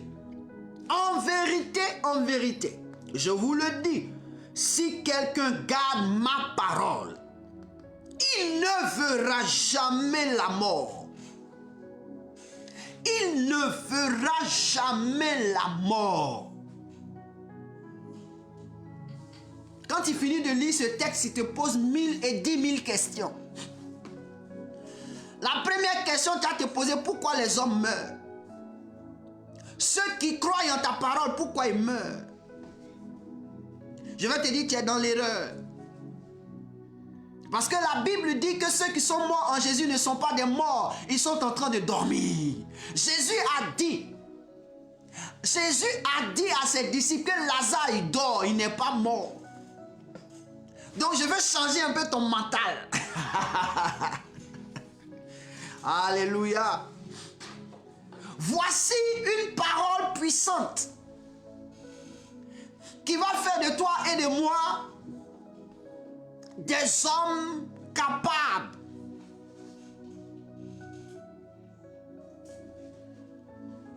d'être à l'image de Jésus. Jean qui parle, qui est l'auteur de ce livre qu'il a écrit, reçoit une révélation que le Seigneur dit de son temps. Il confirme une parole que le Seigneur a dit. Jésus dit, et Jean répète, il dit, Jésus dit, en vérité, je vous le dis, si quelqu'un garde ma parole, moi Jésus là, si quelqu'un garde ma parole, il ne fera jamais la mort. Maintenant, la deuxième question que tu vas te poser. Mais Jésus même qui parle là, ils l'ont tué, il est mort. Alléluia, Jésus n'est pas mort. Ah, ça c'est la deuxième des questions. Jésus n'a pas connu la mort. Et Jésus de Nazareth. C'est-à-dire que si tu lis en vous regardant tes yeux physiques pour déduire ce texte, tu ne comprendras rien. La première des choses, je vais te poser. Celui qui est en train de parler, c'est qui? Celui qui est en train de dire en vérité, c'est qui? C'est Jésus. Et quand il regarde Jésus, comment il est né, comment Jésus est venu au monde, quand il déduit que Jésus, c'est l'Esprit de Dieu qui est venu sur Marie. Donc Jésus n'est pas né par le fruit d'un homme. Donc Jésus ne peut pas connaître d'abord la mort. Est-ce que Dieu meurt? Dieu ne meurt pas. L'Esprit qui est venu se prendre un corps. La Bible déclare, quand vous lisez dans Ésaïe, la Bible dit que la jeune fille enfantera. La jeune fille enfantera. Et le nom de l'enfant sera Emmanuel. Emmanuel, ça veut dire Dieu avec nous. Mais dans le livre de Matthieu au chapitre 1, verset 21, on va nous révéler que Jésus aussi s'appelle Jésus, mais il est aussi Emmanuel. Dieu avec nous. Est-ce que Dieu est capable de mourir? On dit Dieu vit éternellement. Donc quand il regarde cette parole, quand Jésus dit en vérité, il est en train de révéler sa nature véridique. Il ne révèle pas sa nature éphémère. Il ne parle pas de sa nature éphémère. Il n'est pas en train de parler de sa nature qui doit disparaître. Il parle de sa nature véridique. C'est-à-dire son identité réelle. Quand il dit en vérité, je vous le dis. Si quelqu'un garde ma parole. Oh, quand on se lie à sa parole, on vient en Jean chapitre 1, le verset 1. Au commencement, on l'est. Allez. Au commencement était la parole. Et la parole était avec Dieu. Et la parole était Dieu. Donc mon ami, quand il dit de garder sa parole, il est en train de dire quoi? Celui qui garde ma vie, qui me garde en tant que Dieu. Celui qui garde la parole en tant qu'esprit. Oh, Jean lui-même révèle. Dans Jean chapitre 4, verset 24, il dit les vrais adorateurs adoreront Dieu en esprit et en vérité. Pourquoi? Parce que Dieu est esprit. Donc ici, Jésus, en parlant, il ne parle pas de sa nature terrestre. Il est en train de parler de sa nature spirituelle. Il dit quiconque garde sa nature spirituelle ne verra jamais la mort. Voici ce que le verset dit. Le verset nous dit ceci. Et je vais te démontrer quelque chose que tu dois comprendre. Quand Jésus parle de garder, c'est quoi? Jésus parle de garder. En grec, ça veut dire tereo. Tereo signifie en grec s'occuper soigneusement. S'occuper soigneusement de. Prendre soin. Ah, c'est observer. C'est maintenir dans l'état où il est. C'est-à-dire que quand il reçoit quelque chose, le maintenir dans l'état où il est. Prendre soin de manière comment on appelle, soigner. De s'occuper de cette chose de manière extraordinaire. Garder sa parole.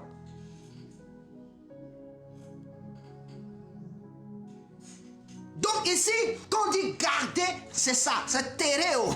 Le tereo d'ici là révèle qu'une personne, c'est une personne qui s'occupe d'une manière soignée de la chose qu'il tient précieuse. Donc quand quelqu'un vient de recevoir le Seigneur Jésus comme son Seigneur et Sauveur, il le tient d'une manière précieuse, il ne le néglige pas. Il ne néglige pas la chose. Mais nous sommes convoités à la négligence. nous négligeons tellement Dieu qu'on voit que Téréo ne se manifeste pas dans notre vie. C'est ce que je viens de dire tout à l'heure. Pourquoi? Une loi de sacrifice, d'action de grâce que nous ne maîtrisons pas.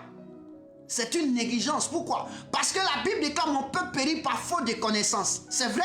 Mais aussi mon peuple, c'est parce qu'il rejette la connaissance qu'ils périssent. Aujourd'hui, il y a des hommes. Ils ne suivent pas une personne, ils suivent des personnes. Quand tu leur enseignes ça, et quand ils ont entendu un enseignement quelque part d'autre, ils appliquent à leur vie. Donc dans leur vie, il y a deux maîtres qui sont en train de gérer leur vie. La Bible déclare qu'on ne peut pas avoir deux maîtres. On va aimer l'un et on va haïr l'autre. Mon ami, c'est comme ça.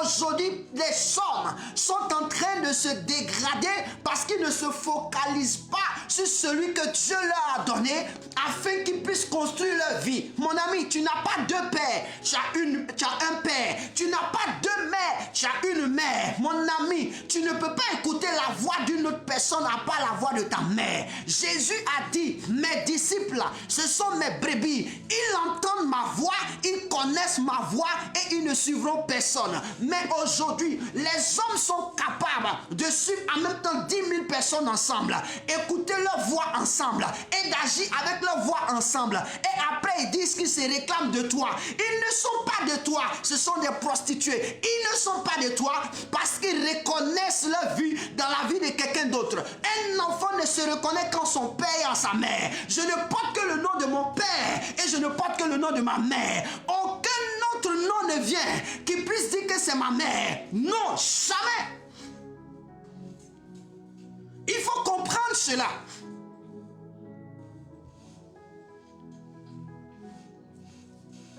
S'occuper soigneusement. Quand Jésus dit, celui qui garde ma parole, au fait, Jésus ne parle plus de quelque chose qui est écrit. Il parle de son identité. Il dit, écoute, est-ce que tu as entendu parler de moi? Tu dis oui. Est-ce que tu as vu ce que j'ai fait pour toi? Tu dis oui. Est-ce que tu as vu le sacrifice que j'ai opéré à la croix? Tu dis oui. Est-ce que tu as entendu que je suis ressuscité? Tu dis oui. Comment tu me prends? Comment tu me prends? Comment tu me prends? Est-ce que tu me prends plus que la chose la plus extraordinaire de ta vie? Non. Est-ce que tu t'occupes de moi plus que ton mari de la maison? Non. Est-ce que tu t'occupes de moi plus que tes enfants? Non. Est-ce que tu es disqualifié? Quand c'est comme ça, tu es disqualifié d'avance. Tu ne prends pas soin. Tu peux prendre soin de tout ce qui est physique autour de toi. Tu prends soin de cela. Je ne t'ai pas dit abandonne tes enfants pour lui, mais tu prends soin plus que de ton homme, de ta femme, de tes enfants, que de Dieu. Tu prends soin plus que de tes œuvres, de tes activités, que de Dieu. Mon ami, tu es disqualifié. La mort va t'atteindre. Pourquoi? Parce que celui qui va t'empêcher de mourir, c'est Jésus-Christ de Nazareth. Maintenant ici, la mort, ça veut dire quoi? Je vais t'expliquer la mort. Ici, quand Jésus parle, il parle d'une mort qui ne mourra jamais. Mais je vais te définir 3 types de morts.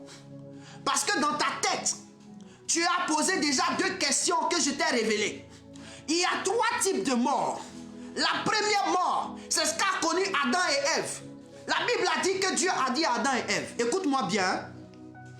Dieu a dit à Adam et Ève, le jour où vous mangerez le fruit qui se trouve au milieu du jardin là, vous mourrez. Mais le jour où Adam et Ève ont mangé le fruit là, ils sont morts. Est-ce qu'ils sont morts? C'est-à-dire que ce n'est pas mort que toi tu connais là. La première mort, c'est d'être privé de la présence de Dieu, comme nous révèle Romains chapitre 3, le verset 23. Car tous ont péché et sont privés de la gloire de Dieu. Donc, la mort qu'a connue Adam et Ève, c'était d'être privé de la gloire de Dieu. Ça, c'est la mort.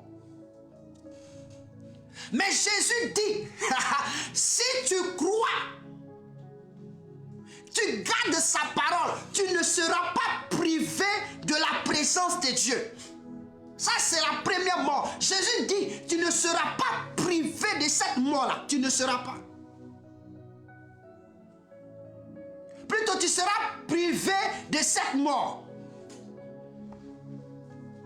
Romains 3, 23 dit car tous ont péché. Donc le fait de pécher te prive de la grâce de Dieu, te prive de la gloire de Dieu. Donc, tout à l'heure, je prends l'exemple de ce que je viens de dire, la loi du sacrifice d'action de grâce, nous avons péché. Donc imagine que tu étais devant Dieu et que tu n'avais pas entendu ce message aujourd'hui. Et que Jésus arrivait, il dit seulement, je veux te juger sur une loi, la loi de l'action de grâce. Mon ami, tu es disqualifié. Mais aujourd'hui, tu connais la loi du sacrifice d'action de grâce. Tu dois l'exercer. Si tu ne l'exerces pas, c'est que tu ne prends pas, tu ne t'occupes pas soigneusement de sa parole. Tu ne t'occupes pas soigneusement de ce que le Seigneur t'a dit.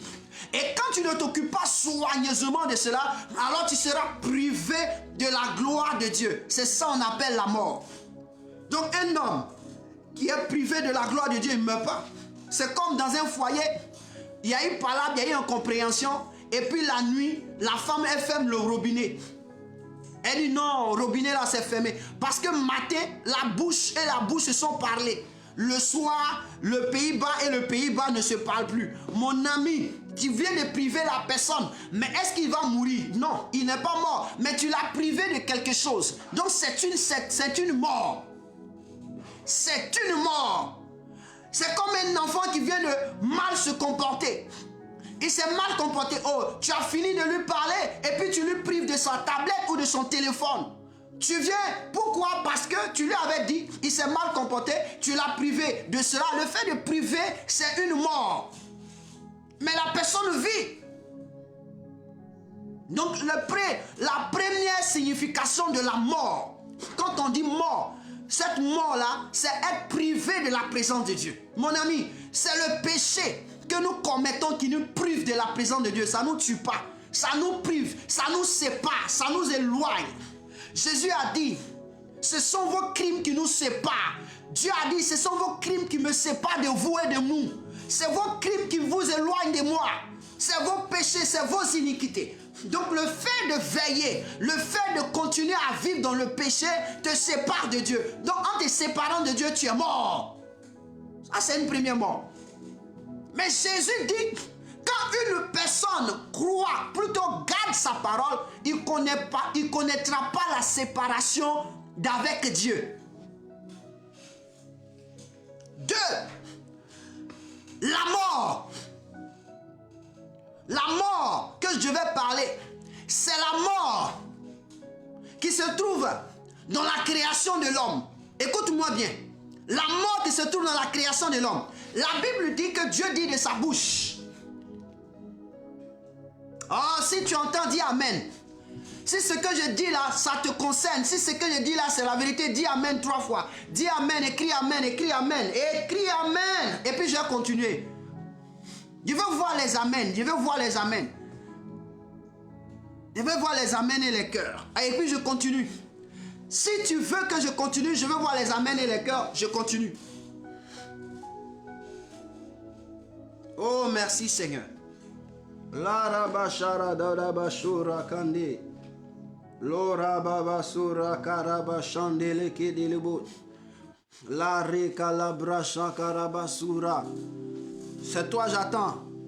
Je veux pousser, je veux t'instruire ce matin. Parce que le fait de connaître la pensée de Dieu te permet de vivre. La Bible dit ceci. Que je dis en vérité, je vous le dis, si quelqu'un garde ma parole, il ne verra jamais la mort. Je vous ai défini que la mort là, il y a une première mort, c'est d'être privé de Dieu. Maintenant, il y a une autre mort. Le mot mort là, ça signifie quelque chose encore. La mort, je disais que cette mort se trouve dans la création de l'homme. La Bible déclare que Dieu dit dans Genèse chapitre 1, le verset 26, créons l'homme à notre image et selon notre ressemblance. 2. Dans Genèse chapitre 2, verset 7, la Bible déclare que Dieu prit la poussière de la terre. Il fit l'homme. Et qu'est-ce que Dieu a fait? Il a vu que l'homme ne marchait pas, il ne faisait rien. On dit Dieu se pencha sur l'homme. Il souffla dans ses narines un souffle. Et l'homme devient un être vivant. Donc la mort dont je veux te parler, c'est le fait d'être séparé du souffle de Dieu. Quand le corps est séparé du souffle de Dieu, c'est là on parle de mort. Ça, c'est la mort que nous vivons. Et cette mort, je te la définis par la mort de Jésus-Christ. Jean chapitre 19, versets 30 et 33. La Bible dit que Jésus, après avoir pris la vinaigre, il fait quoi? Il prit un coup, il respira et il rendit l'esprit. Et Jésus expira. Rendit l'esprit, c'est-à-dire que l'esprit a quitté son corps. L'esprit, quand l'esprit quitte ton corps, alors le corps devient vide. C'est la création. De la manière Dieu a introduit l'esprit en toi, c'est comme ça l'esprit est capable de te quitter et le corps devient un corps inerte. Dès l'instant que le corps devient inerte, on dit c'est une mort. Il est mort, il ne respire plus, il ne bouge plus, il est mort. Ça, c'est une mort. C'est la deuxième des morts, que c'est ce que les hommes vivent. Les hommes vivent ça régulièrement. Quand à côté de toi, on dit ton cousin, ta cousine, un voisin, comment on appelle, tu as entendu qu'il y a eu un accident, il y a eu des morts, c'est ça. Parce que quoi? L'esprit a quitté le corps. L'esprit s'est séparé du corps. Il a vu que le corps ne peut plus le contenir. Le corps ne peut plus l'accepter. Il a laissé le corps, il a parti. C'est ça, on dit la mort. Mais je viens dire à quelqu'un, Jésus dit que si tu crois, tu gardes sa parole, tu ne verras pas cette mort-là. Ouais. Et c'est sur ça, je viens de dire en prélude, quand tu dis que mais les hommes meurent, mais ceux qui sont en Jésus ne meurent pas, ils dorment. Mon frère, c'est pourquoi Dieu a créé le sommeil. Dieu a créé le sommeil pour nous définir que nous sommes morts. C'est un semblant de mort. Regardez quand Dieu créait l'homme, on dit il a pris la poussière de la terre, il a fait l'homme. L'homme était mort, il était là, il était inerte, l'homme inerte. Mais quand Dieu voulait le réveiller, il a fait quoi? Il a mis un souffle en lui. Donc c'est une marionnette. Donc l'instant que Dieu retire son esprit, la personne est inerte. Il vit, mais il est inerte. Il vit, mais il est inerte. C'est parce qu'il est inerte, mais il vit. Il dit tu ne connaîtras pas, tu ne verras jamais la mort. C'est pourquoi dans la Bible, il y a des personnes que Dieu a enlevées. Enoch n'a jamais vu la mort. Élie a été enlevé, il n'a pas connu la mort.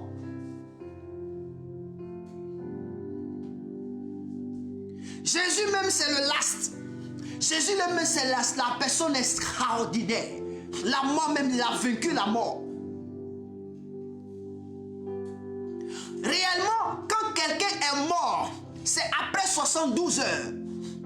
Regardez les scientifiques, ils ont dit, si on doit décréter que quelqu'un est mort, c'est après 72 heures.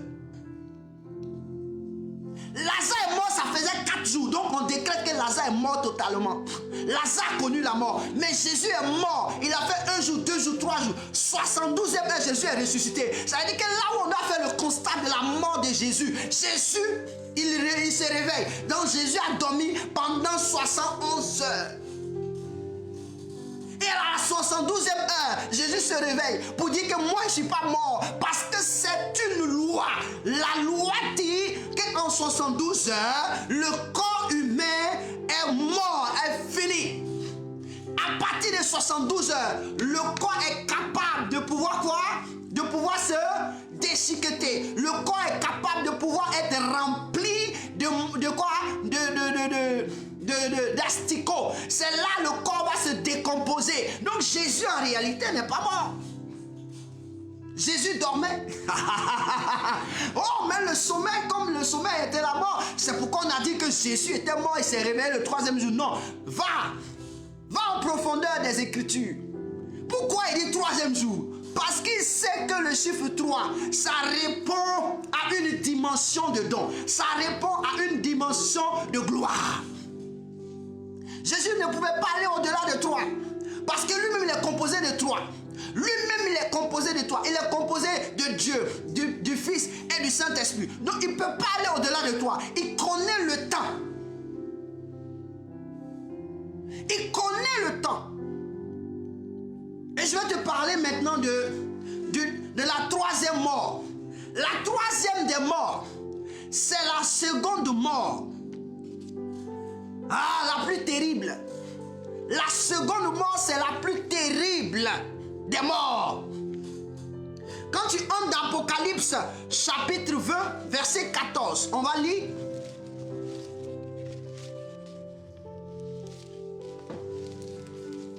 Apocalypse 20, verset 14.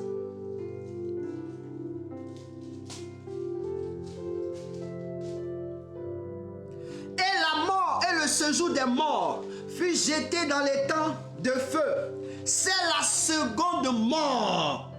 Les temps de feu. Mon frère, on dit la seconde mort, c'est les temps de feu. Donc la mort dont on parle ici, c'est les temps de feu. Maintenant, je vais te donner une révélation. Sur la terre des humains, il y a les compagnons. Il y a les compagnons de Daniel qu'on a jetés où? Dans la fournaise ardente. Le feu n'a pas touché un grain de leurs cheveux. L'odeur même du feu n'est pas tombée sur eux. C'était la mort de l'étang de feu. Mais ils ont survécu. Pourquoi? Parce qu'ils avaient seulement le Dieu d'Israël en qui ils croyaient. Aïe, aïe, aïe, aïe, aïe. Le Dieu d'Israël en qui ils croyaient. Cette mort, ils ne l'ont pas vécue. Donc la Bible dit, quand Jésus dit, tu ne verras jamais la mort, il sait pourquoi il dit, tu ne verras jamais la mort. Jésus constate, il dit, il affirme que tu ne verras jamais la mort si tu gardes sa parole.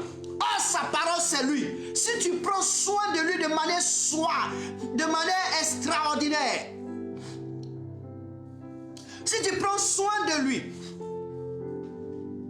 si tu prends réellement soin de lui, Jésus, dans ta vie, tu ne verras jamais la mort. La seconde mort, c'est les temps de feu. 1 Corinthiens chapitre 15, verset 26. 1 Corinthiens chapitre 15, le verset 26 dit, le dernier ennemi qui sera détruit, c'est la mort. Vous avez compris? Le dernier ennemi qui sera détruit, c'est la mort. Quand on dit le dernier élément, le dernier ennemi qui sera détruit, c'est la mort, on parle de quoi? La mort qui est la privation de la présence de Dieu. La mort qui est la séparation de l'esprit et du corps. Et la mort, les temps de feu. Ça sera détruit totalement. Voici les trois types de morts. Mais je veux dire à quelqu'un, la Bible dit la vérité. Jésus dit la vérité. Pourquoi?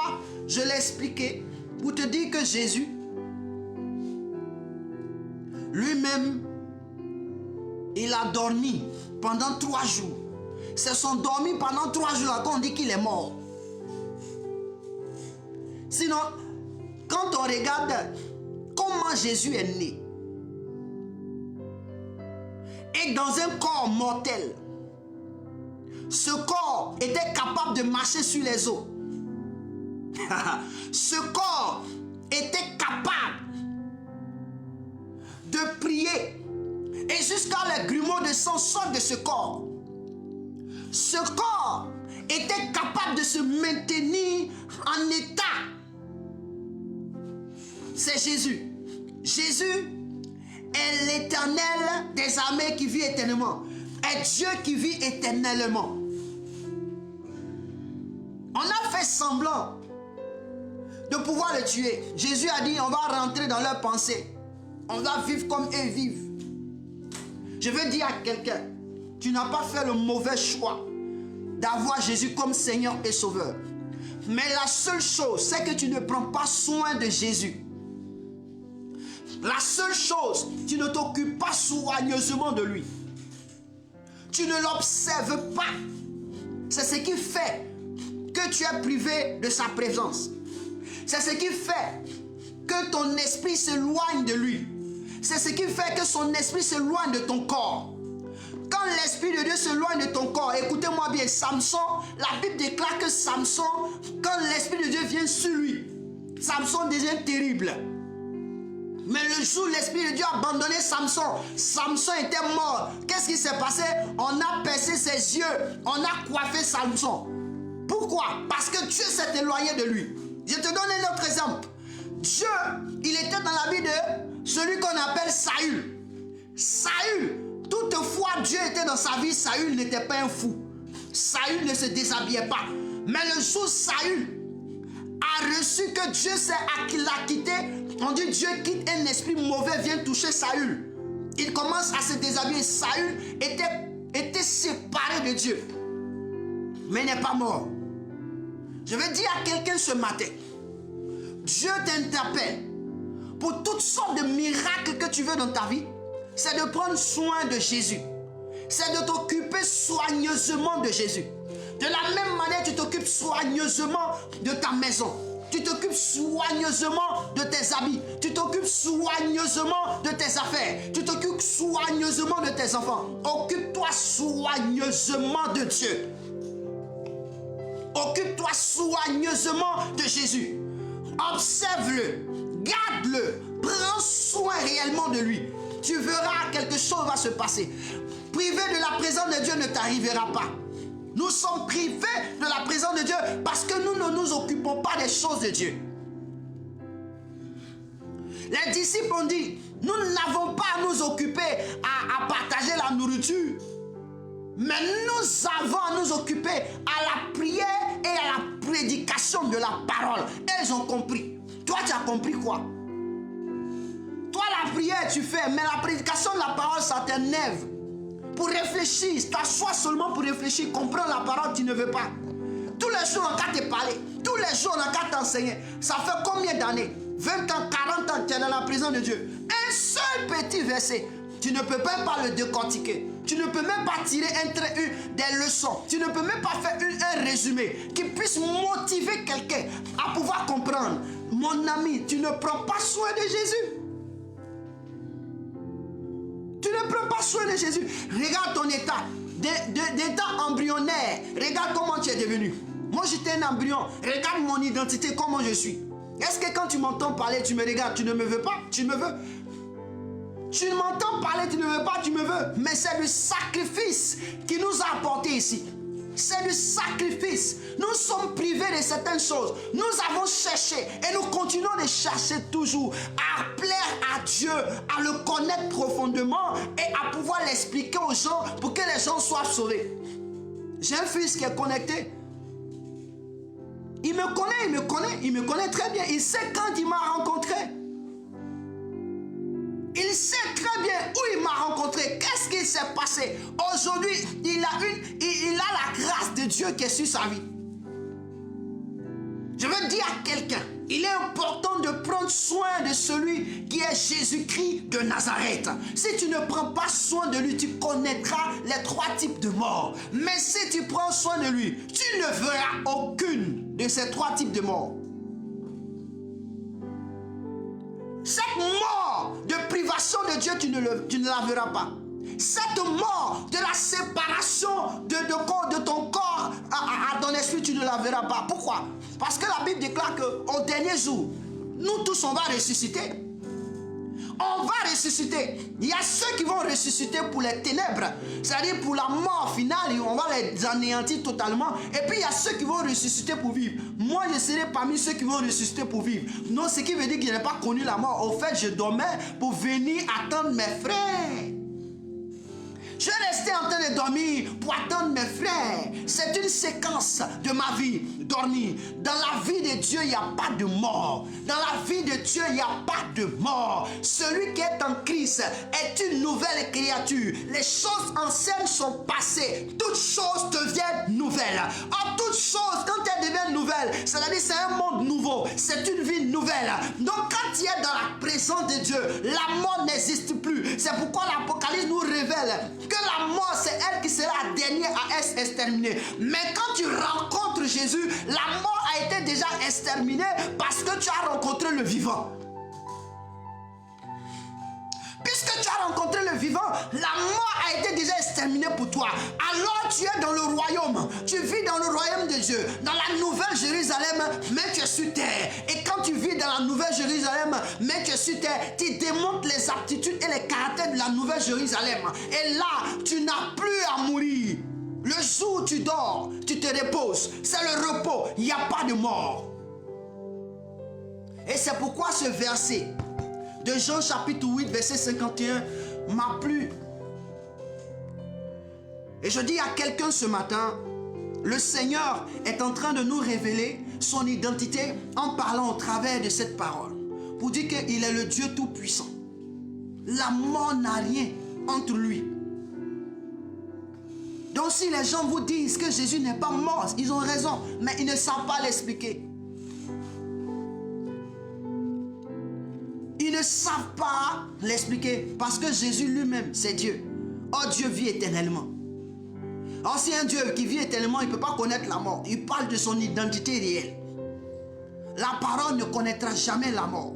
On dit tant que le monde existe, la parole existe. Tant que le monde existe, la parole de Dieu existe.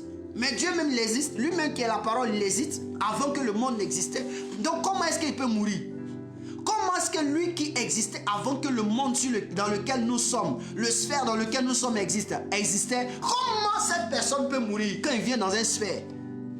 Il ne peut pas connaître la mort. Je veux dire à quelqu'un, tu as un Dieu qui vit éternellement. Il faut prendre soin de lui. Alors si tu viens de comprendre, c'est juste pour que tu te prépares à garder celui que tu penses qu'il est le plus important. Il est l'élément le plus important, garde-le. Garde-le. Est-ce que quelqu'un peut dire Amen? Quelqu'un peut dire Amen. Quelqu'un peut dire Amen. Quelqu'un peut dire Amen. Quelqu'un peut dire Amen. Tu dis Amen, je déclare que la mort qui te privait de la présence de Dieu te laisse maintenant au nom de Jésus. Je déclare que la mort qui te privait de Dieu, le péché qui t'envoyait à pouvoir être séparé de Dieu, je mets fin. Je déclare au nom de Jésus. Je mets fin à cette œuvre. Je mets fin à cette œuvre. Je mets fin à cette œuvre au nom de Jésus. Jésus est venu, il a mis fin à cette œuvre. Les gens ont condamné cette femme. Ils l'ont condamnée, mais elle a dit à cette femme, moi je ne te condamne plus, va et ne le fais plus. Je décrète aujourd'hui, dans le nom précieux de Jésus, que tes péchés sont pardonnés. Pourquoi? Parce que tu as compris le sens de cette première mort qui te prive de Dieu. Tu viens de comprendre que c'est le péché. Je déclare, parce que tu as reconnu, que ton péché te soit pardonné. Au nom de Jésus, que la seconde mort qui était pour toi, de mourir, de quitter ce corps, de quitter plutôt ton esprit, de laisser ce corps qui te chagrine. Je déclare, écoute-moi très bien.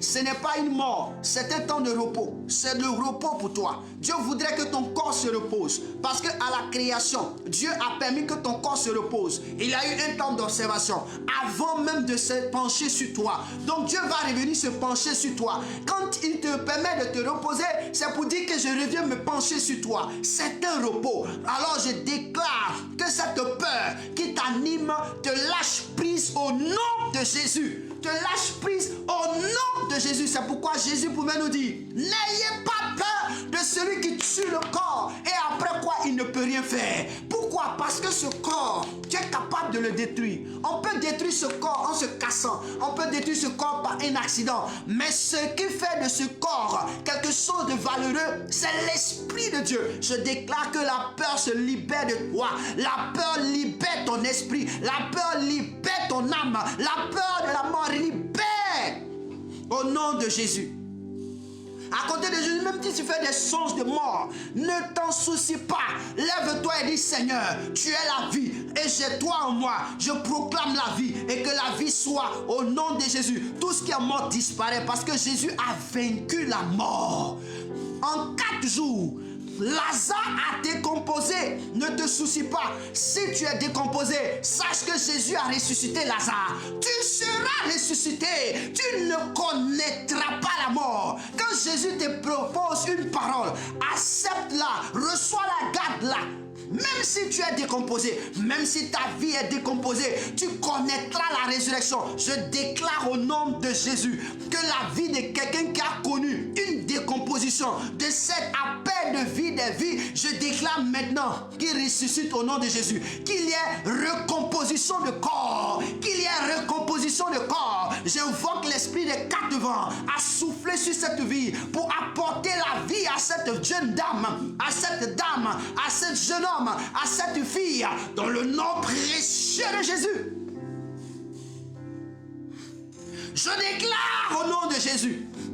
Je déclare au nom de Jésus. Je déclare au nom de Jésus. Je déclare au nom de Jésus. Parce que tu as reçu le Seigneur comme ton Seigneur au Sauveur, garde-le. Tu ne connaîtras pas la seconde mort. La seconde mort, c'est l'anéantissement total. Tu ne connaîtras pas la seconde mort parce que tu as Jésus comme Seigneur. Garde-le et prends soin de lui. Prends soin de Jésus. Prends soin de ton Jésus. Prends soin de lui, matin, midi et soir. Prends soin de lui. Inquiète-toi de sa présence. Inquiète-toi de sa parole. Inquiète-toi de le rencontrer chaque jour. Que cela t'excite. Que cela soit pour toi la première de tes convictions. Et tu verras God, tu verras mon Dieu se manifester. Alors, quelqu'un peut dire merci au Seigneur pour sa parole. Bénis Dieu. Dis merci au Seigneur pour ce moment, pour cet espace qu'il nous a rendu, qu'il nous accorde. Au nom de Jésus. Au nom de Jésus. Au nom de Jésus. Seigneur, merci Seigneur. Merci Père. Merci Jésus. Merci Jésus. Merci Saint-Esprit. Merci de nous avoir fait comprendre. Seigneur, la mort ne nous effraie plus. La mort ne nous effraie plus. Pourquoi? Parce que nous avons Jésus. Que nous avons Jésus. Jésus n'a pas connu la mort. Jésus était dans un espace de repos. Oui, il s'est reposé. Il s'est reposé. Il a permis le repos de son esprit. Il a permis le repos de son âme. Il a permis le repos de son corps. Et il s'est levé pour dire, les trois dimensions se sont reposées, alors maintenant je reviens au travail. Et c'est ce qu'il a fait. Je déclare et je déclare au nom de Jésus que la gloire de Dieu soit manifestée en toutes les dimensions dans ma vie. En toutes les dimensions dans ma vie. Parce que je reconnais que tu es Dieu et tu es Seigneur. Tu es le roi des rois. Tu es le Dieu puissant. Tu es le Dieu merveilleux. Que ta faveur et ta paix soient avec nous. Père, interviens dans la vie de quelqu'un qui vient de comprendre ce message, qui a compris que la privatisation de ta présence, c'est le péché qui le fait. Merci parce que cette personne a quitté cette dimension. Le fait d'être séparé. Oh, le fait qu'elle connaît la mort comme a connu Lazare. Seigneur, tu es capable de ressusciter. Merci Seigneur, parce que tout ce qui était mort ressuscite, tout ce qui était mort ressuscite, tout ce qui était mort ressuscite. Au nom de Jésus, tu nous as promis que rien de ce que toi tu as créé ne mourra. Rien de ce que toi tu as fait ne mourra. Quelque chose de toi ne peut pas mourir. Alors nous ne pouvons pas mourir. Nous ne connaîtrons pas la mort. Parce que tu as dit, faisons l'homme à notre image et selon notre ressemblance. Nous sommes à ton identité parfaite. L'identité de Dieu, nous sommes à ton identité. Elle est à ton identité. Je suis à ton identité. Nous sommes à ton identité. Et ta grâce et ta faveur est sur nous. Merci pour ce dimanche. Merci pour la vie de mes frères. Merci pour la vie de mes sœurs. Merci de bénir la vie de tous ceux qui viennent de comprendre, qui ont eu l'esprit éclairé, qui ont eu le cœur vivement touché et qui ont décidé de marcher selon ta parole. Je prie qu'en ces jours, qu'ils voient ta main puissante se manifester sur leur vie, qu'ils voient ta gloire se manifester sur leur vie. Je prie pour tous ceux qui ont pris le temps de partager ce culte. Seigneur, je prie que leur vie soit bénie, telle qu'ils ont partagé. Tout ce que nous avons dit, Seigneur. Seigneur, là où il y a des bénédictions, la Bible déclare que l'ouvrier mérite son salaire. Je prie que le travail qu'elles ont fait, Seigneur, de permettre à ce que quelqu'un d'autre soit béni, que leur vie soit bénie dans toutes les dimensions de leur vie, que la vie soit bénie, que là où il y avait la mort disparaît et que la résurrection apparaisse au nom de Jésus-Christ de Nazareth, car nous savons que tu es Dieu. En vérité, je vous le dis, Si quelqu'un garde ma parole, il ne verra jamais la mort. Je ne verrai jamais la mort. David a dit, moi, je ne mourrai pas, je vivrai, je raconterai les merveilles de mon Dieu. Moi, je ne mourrai pas, je vivrai. Moi, je ne mourrai pas, je vivrai. Moi, mes entrailles ne mourront pas. Mes entrailles ressusciteront. Mes entrailles ressuscitent. Ma vie ressuscite. Mes yeux ressuscitent. Mes mains ressuscitent. Ma poitrine ressuscite. Mon âme ressuscite.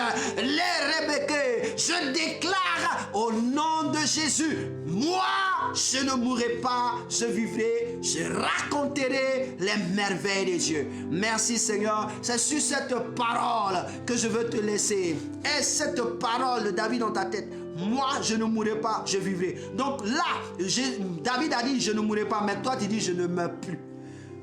Là où tu as connu la mort, dis, la mort là, je ne meurs plus là-bas. Je ne meurs plus là-bas. Je ne meurs plus.